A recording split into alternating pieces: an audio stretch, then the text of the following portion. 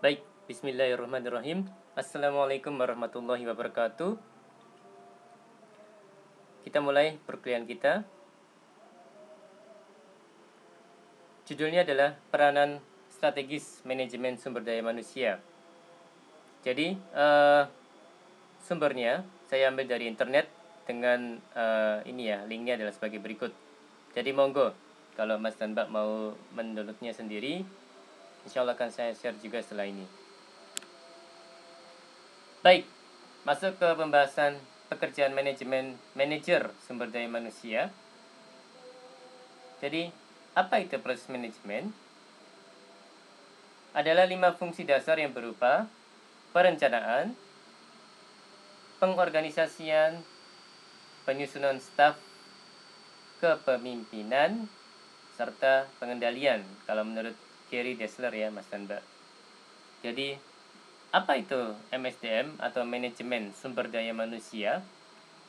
Adalah kebijakan atau praktik menentukan aspek manusia atau sumber daya manusia dalam posisi manajemen, termasuk merekrut, menyaring, melatih, memberi penghargaan, dan penilaian.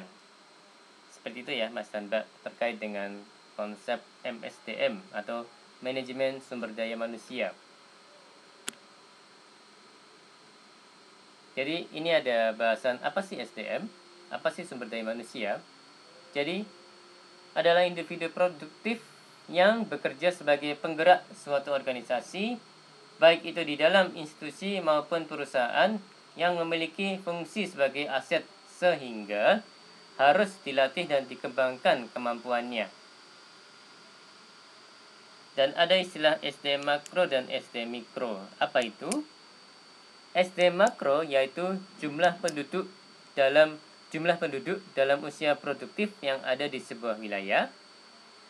Sedangkan SDM mikro yaitu individu yang bekerja pada sebuah institusi atau perusahaan. Jadi kalau dari sudut pandang kalimatnya, makro itu lebih luas ya Mas dan Mbak cakupannya, mikro lebih spesifik ya Mas dan Mbak cakupannya. Seperti itu. Jadi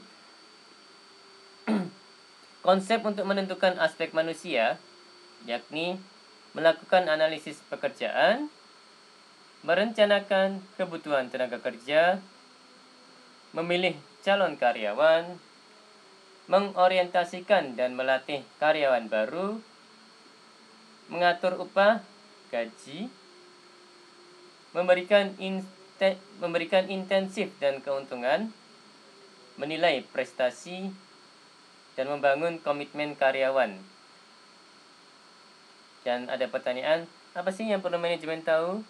Apa sih yang perlu manajemen perlu ketahui? Jadi ada beberapa. Pertama, kesempatannya setara dan tindakan yang disetujui. Berikutnya, kesehatan dan keamanan karyawan.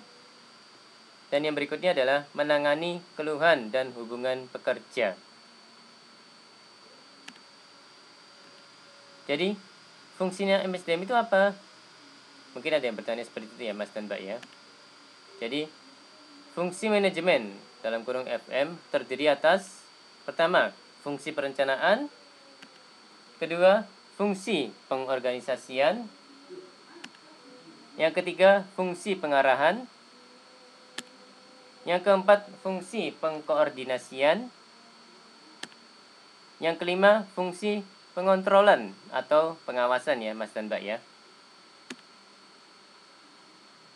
Sedangkan fungsi operasional FO terdiri atas 1. Fungsi pengadaan, yang kedua fungsi pengembangan, yang ketiga fungsi pemberi kompensasi, yang keempat fungsi integrasi,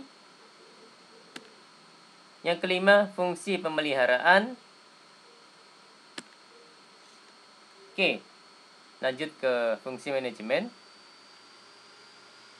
Fungsi perencanaan atau planning. Lebih detail lagi, menentukan terlebih dulu program yang akan membantu mencapai tujuan perusahaan yang telah ditetapkan. Di planning ya Mas dan Mbak, direncanakan. seperti itu. Kemudian fungsi pengorganisasian atau organizing merancang susunan dari berbagai hubungan antara jabatan, personalia, dan faktor-faktor fisik. Jadi organize, diorganisasikan ya, organizing. Fungsi pengarahan, actuating, directing, leading. Jadi melaksanakan pekerjaan, mengusahakan agar karyawan mau bekerja sama secara efektif. Jadi mengarahkan ya Mas dan Mbak ya. Oke, masuk ke fungsi pengkoordinasian, fungsi pengendalian atau controlling, mengamati dan membandingkan pelaksanaan dengan rencana dan mengoreksinya apabila terjadi penyimpangan atau kalau perlu menyesuaikan kembali rencana yang telah dibuat. Jadi evaluasi ya Mas dan Mbak ya. Sudah ada rencana, kemudian implementasinya kita evaluasi, dan dari situ akan bisa jadi akan muncul rencana baru yang merupakan penyesuaian setelah dilakukan evaluasi. Seperti itu Mas dan Mbak. Baik, ini fungsi operatif SDM. Yang pertama, pengadaan SDM sumber daya manusia ya. Procurement. Ya, ini terdiri dari beberapa poin. Yang pertama perencanaan SDM. Berikutnya analisis jabatan. Yang berikutnya rekrutmen atau seleksi jabatan. Yang berikutnya penempatan dan pembekalan orientasi. Jadi memang seleksi jabatan, rekrutmen cocok nggak karakter ataupun kemampuan yang dimiliki oleh si calon tenaga kerja ini di perusahaan atau tempat kerjanya, apakah cocok atau enggak, seperti itu ya Mas dan Mbak ya. Kemudian pengembangan SDM atau personal development, ada beberapa aspek, yakni penilaian prestasi kinerja, pelatihan dan pengembangan, kemudian pengembangan karier. Dan yang berikutnya adalah balas jasa atau job compensation. Ada aspek upah, ada aspek gaji, ada aspek tunjangan, ada aspek program kesejahteraan. Yang berikutnya adalah integrasi kerja, ada aspek motivasi kerja, ada aspek disiplin kerja, ada aspek partisipasi kerja, ada aspek kepemimpinan, dan ada aspek kepuasan kerja. Seperti itu ya Mas dan Mbak ya. Kemudian fungsi operatif sumber daya manusia yang kelima adalah pemeliharaan SDM, personal maintenance. Oke, ada beberapa poin. Yang pertama, kesehatan dan keselamatan kerja, coaching and counseling kerja, manajemen stres, dan yang berikutnya adalah yang poin nomor 6, pemisahan atau pemutusan hubungan kerja ya Mas dan Mbak ya. Ada beberapa aspek pensiun, dan yang berikutnya hubungan industrial. Seperti itu Mas dan Mbak. Oke. Membahas terkait dengan faktor lingkungan luar, yaitu faktor di luar lingkup organisasi yang mempengaruhi sumber daya manusia suatu perusahaan. Itu definisinya ya, faktor lingkungan luar manusia, faktor lingkungan luar Mas dan Mbak. Baik, yang pertama adalah pasar tenaga kerja. Ini mencakup atau hal-hal yang bisa mencakup di dalamnya adalah geografis, jumlah dan perubahan ya Mas dan Mbak ya. Kemudian pertimbangan hukum, undang-undang, perda, peraturan daerah ya, hukum tiap negara, karena memang hukum tiap negara bisa jadi terkait dengan tenaga kerja beda-beda ya Mas dan Mbak ya. Misalnya dalam 1 jam upahnya berapa, US dollar gitu ya. Kalau misalnya kita konversi ke US dollar itu berbeda-beda untuk tiap negara. Untuk bisa jadi tidak sama antara negara satu dan negara lainnya ya Mas dan Mbak ya. Kemudian berikutnya masyarakat. Norma masyarakat harus dipatuhi perusahaan. Serikat kerja para pekerja yang bergabung untuk meningkatkan posisi dalam berhubungan dengan pihak perusahaan. Jadi ini ya serikat kerja ya untuk berdiskusi dengan pihak perusahaan terkait dengan misalnya sebuah kebijakan seperti itu Mas dan Mbak. Oke, pemegang saham mempunyai pengaruh besar dalam keputusan manajemen karena mempertimbangkan proyek masa depan, biaya, pemasukan, keuntungan, dan masyarakat sekitar. Seperti itu ya Mas dan Mbak ya. Ya, ini ada pertanyaan, mengapa manajemen SDM itu penting untuk semua manajer? Karena memang jika tidak dilakukan ya, sekali lagi, kalau manajemen SDM itu tidak dilakukan dengan benar, maka akan muncul berikut-berikutnya sebagai akibatnya. Yakni yang pertama adalah mempekerjakan orang yang salah, jadi misalnya tidak kompeten, ataupun kalau kompeten secara soft skill kurang bagus gitu misalnya tidak bisa bekerja dalam tim gitu ya, seperti itu. Dan misalnya karakternya kurang sesuai dengan budaya kerja setempat misalnya, seperti itu. Kemudian mengalami proses penggantian karyawan yang tinggi, turnovernya tinggi ya Mas dan Mbak ya.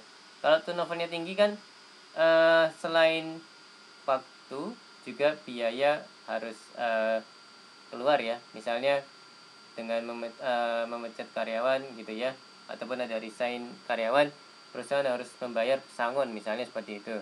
Dan setelah si perusahaan dibayarkan pesangonnya, maka akan muncul karyawan baru. Kemudian karyawan baru ini perlu dilatih lagi sehingga kemampuannya minimal sama dengan karyawan yang sudah resign tadi ya Mas dan Mbak ya. Nah itu kan butuh waktu, butuh effort gitu ya, butuh usaha. Dan itu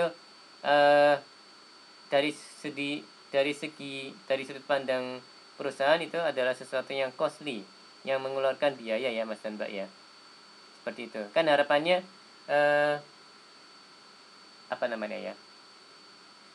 tenaga kerja yang terampil yang memang yang sangat kompeten di bidangnya itu kan bertahan lama ya di perusahaan. Dan kalau misalnya harus mengganti orang itu, proses regenerasinya bisa berjalan cepat. Itu kan harapan dari perusahaan. Orang-orang yang Anda andalkan tidak melakukan kegiatan yang terbaik. Ya mungkin bisa sih, beliau itu mungkin kompeten, tapi ternyata dari sisi soft skill gitu ya, personalnya dia memang tipikalnya malas-malesan gitu ya. Kemudian menghabiskan waktu untuk wawancara yang tidak berguna. Ya wawancara untuk mendapatkan orang yang ternyata di kemudian hari adalah seseorang yang tidak cocok di perusahaan, kan menjadi waktunya wawancara itu bisa terasa buang-buang waktu gitu ya, terasa percuma, seperti itu Mas dan Mbak. Oke, berikutnya mengakibatkan sebagian karyawan berpikir bahwa gaji mereka tidak adil. Ya, kalau misalnya sistem penggajiannya itu tidak clear gitu ya, tidak ada dasarnya, misalnya tidak ada poin-poin yang dihitung, maka takutnya akan ada muncul ketidakpuasan dari karyawan-karyawan lain terkait dengan proses penggajian yang sudah dilakukan selama ini. Seperti itu Mas dan Mbak. Kemudian membiarkan kurangnya pelatihan mengakibatkan berkurangnya efektivitas divisi Anda. Jadi terkait dengan training juga sebagai salah satu kegiatan manajemen sumber daya manusia. Dan ya, kalau training itu tidak ada dan tidak ada yang peduli dengan hal ini, maka pelatihan tidak terlaksana karena ya misalnya costly atau alasan dengan dalih ya itu kan buang-buang biaya gitu ya, buang-buang uang gitu. Nah, padahal dengan pelatihan yang tepat gitu ya, insya Allah performansi dari seorang pekerja itu akan naik. Dan kalau naik kan ujung-ujungnya juga akan berkontribusi lebih ke perusahaan sehingga diharapkan akan mendukung tercapainya peningkatan profitabilitas ya Mas dan Mbak. Seperti itu Mas dan Mbak. Jadi sekali lagi tadi poinnya adalah terkait membiarkan kurangnya pelatihan mengakibatkan berkurangnya efektivitas divisi Anda. Berikutnya adalah melakukan praktik pekerja yang tidak adil. Ya, ini terkait dengan ya selain apa namanya ya? Selain dengan gaji ya, terkait juga dengan misalnya proses peningkatan posisi gitu ya. Jadi dikhawatirkan kalau tidak ada aspek-aspek yang clear terkait dengan peningkatan posisi jabatan gitu ya. Jadi khawatir ada yang merasa oh ini kok nggak fair, kok orang itu yang naik ke posisi berikutnya, seperti itu ya Mas dan Mbak ya. Jadi memang manajemen sumber daya manusia itu sesuatu yang memang penting, seperti itu Mas dan Mbak.